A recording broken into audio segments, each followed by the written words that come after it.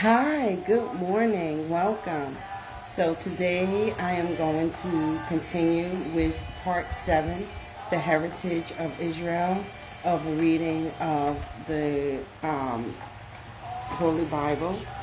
So this is the Haile Selassie official Rastafari edition of the Holy Bible.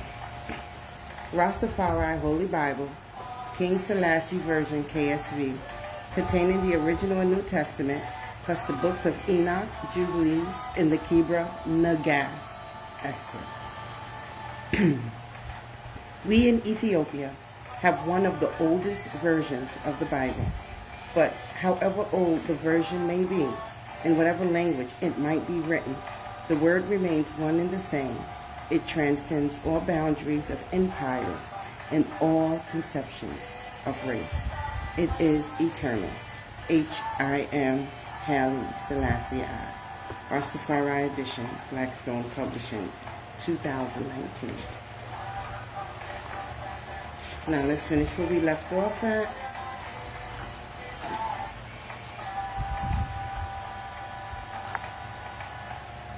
Romans' conquest of Jerusalem. In 70 AD, about 30 years after Iesus Christos, which is Jesus Christ, ascended to the right hand of his Father, the Roman Empire sieged Jerusalem. It would be the decisive event of the First Israelite-Roman War. The Roman army, led by the future Emperor Titus, with Tiberius Julius Alexander as the second in command, besieged and conquered the city of Jerusalem, which had been occupied by its Hebrew defenders.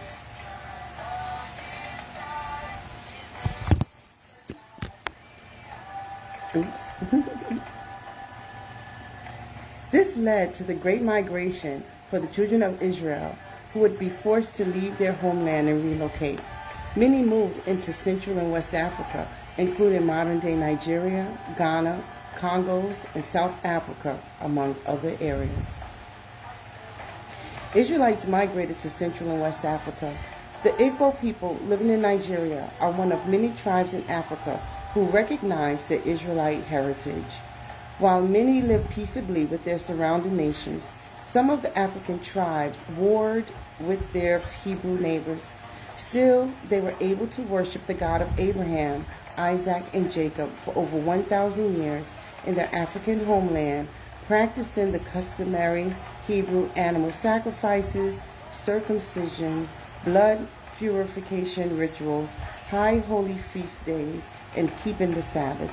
This was until the major event that shifted the entire continent of Africa, the European transatlantic slave trade, which began in the 1400s.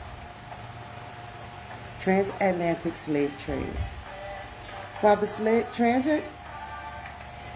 transatlantic slave trade can and should be seen as a tragic event in human history, it was also prophesied in the Holy Bible, because Jah is in control of all things. Even something as devastating as the slave trade can only be done if God allows it. Throughout history and even today, many people are perplexed about the events that occurred during the slave trade and the subsequent effects of colonialism and racism.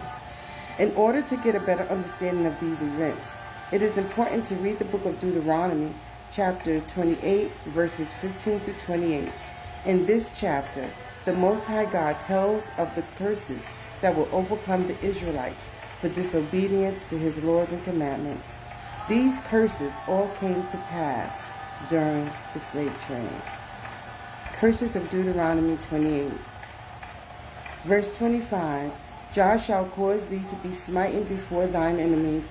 Thou shalt go out one way against them, and flee 7 ways before them, and shall be removed into all the kingdom of the earth.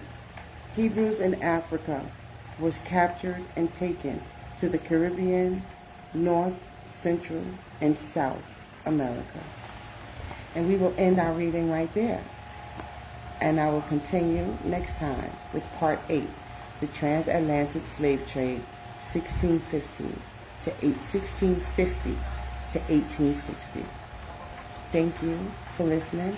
God bless, and have a wonderful day filled with resilience.